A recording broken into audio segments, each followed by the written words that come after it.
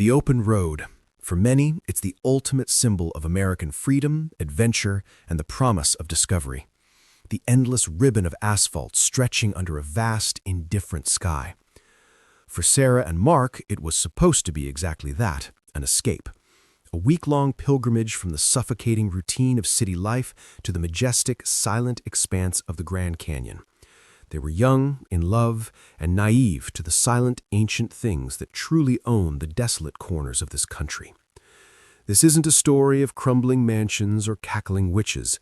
This is a true account of what happens when the veneer of civilization peels away and you find yourself face to face with a terror that has no name, no face, and no known origin. It began, as all good horror stories do, on a perfectly normal night, in the middle of nowhere. A night that would forever redefine the meaning of solitude and the chilling nature of a desperate call. It was early June, just 2 years ago. Sarah, with her bright, eager eyes, had meticulously planned every detail of their route, right down to the playlist. Mark, ever the pragmatist, had packed extra fuel and a full toolkit just in case. They drove their old but reliable sedan, affectionately nicknamed the Wanderer, through bustling towns, then through fading small settlements, until the landscape truly opened up. Hours blurred into a meditative rhythm of tire hum and classic rock. The sun dipped below the horizon in a blaze of orange and purple, leaving behind a sky so vast and black it felt like staring into the fabric of the universe itself. They were somewhere deep in Arizona, miles from the nearest town, with only the distant stars and the occasional headlight to punctuate the darkness. Cell service had vanished hours ago, a minor inconvenience quickly forgotten in the beauty of the isolation. This, they thought, was freedom. This, they believed, was peace. It was around 1 a.m. when Sarah, curled up asleep in the passenger seat, was jolted awake by the insistent, jarring ring of her phone. Mark, equally startled, glanced at the dashboard. "No service for 100 miles, he muttered. Who could even be calling? He picked it up, a flicker of annoyance on his face, half expecting a prank call that somehow slipped through the network. He put it on speaker, and a wave of static filled the car, hissing like an angry snake. Then, through the white noise, a voice emerged. It was distant, raspy, barely a whisper, but it was distinctly female. "Help us," it rasped, drawn out, almost like a moan. The voice cut out, replaced by a sudden, deafening dial tone. Sarah and Mark stared at each other, eyes wide. That wasn't possible," Sarah whispered, her heart beginning to pound. "No service, Mark, no service." They checked their phones. Still no signal. The call history was empty. It was as if the call itself had never existed, except for the lingering, cold echo in their minds. They tried to rationalize it. A glitch, a phantom signal, a strange dream.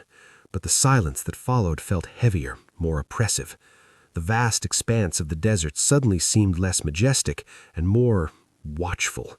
Mark gripped the steering wheel tighter, his knuckles white.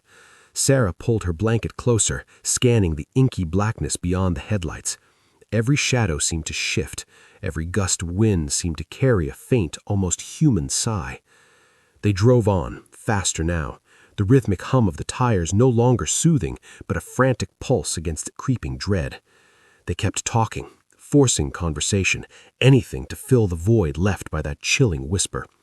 They talked about their jobs, their apartment, their plans for the Grand Canyon, anything to convince themselves they were still in their own normal world. But the fear, once planted, had already begun to root.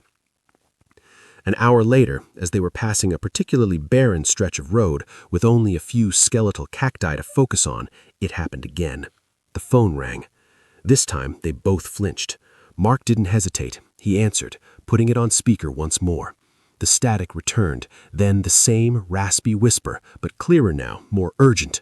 "Don't stop for them." It trailed off into a guttural choke, followed by a wet, gurgling sound as if the speaker was drowning. Then the click of the dial tone. This time Sarah screamed, "Mark, what was that? Who is that? There's no one out here." Mark pressed the accelerator, his heart hammering against his ribs. He knew what he had heard. He knew what Sarah had heard. This wasn't a joke. This wasn't a glitch. This was a message, a warning. But from whom and against what? The air in the car grew heavy, thick with unspoken terror. They drove in silence, only broken by Sarah's choked sobs. Mark's eyes darted constantly to the rearview mirror. He saw nothing, and yet he felt watched. The desolation outside seemed to press in on them, the darkness alive with unseen things. And then he heard it, a faint, almost imperceptible whispering just at the edge of his hearing. It wasn't coming from the phone, it was coming from outside the car, like wind rustling through dry leaves, but with an unsettling cadence, almost like hushed voices. Sarah heard it too. She pointed a trembling finger towards the side of the road. "Mark, do you see?" In the brief sweep of the headlights, they both caught it. A flicker, a silhouette, a figure impossibly tall and thin, standing motionless by the roadside. Just for a split second, it was there, then gone. A trick of the light? A hallucination brought on by fear and exhaustion? Or something else entirely? Mark floored it. The old sedan shrieked in protest, but it surged forward, eating up the miles. He didn't care about speeding tickets. He cared about survival. They drove for what felt like an eternity until the first faint glow of dawn began to paint the eastern sky. Only then, as the pale light pushed back the suffocating darkness, did the oppressive feeling begin to recede. They saw a gas station sign in the distance, a beacon of hope, and pulled in, trembling, exhausted, but alive. As they stumbled out, weak with relief, Sarah looked at her phone. Full bars. Mark checked his. Full bars. The call history was empty. No record, no trace. Just the memory, burned into their minds. They bought coffee, filled the tank, and drove straight through to their destination, never stopping for a moment. They never spoke of the incident again, not to each other, not to anyone, not directly, but the road, it seems, wasn't done with them. Months later, back in the safety of their city apartment, Sarah started waking up to faint whispers in the dead of night.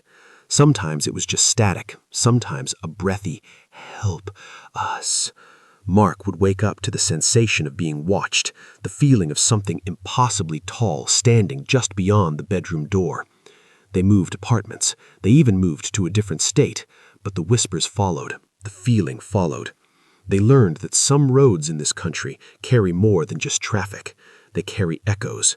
They carry the desperation of calls that were never meant to be answered, and the chilling presence of entities that wait in the periphery, watching for those who dare to travel through their domain. And sometimes, when you answer the call from the void, a piece of that void answers back, and it never truly lets you go. The whispers are still there, soft and distant, but always present, a constant reminder of the night they drove onto the whispering road and encountered a horror that became a part of them.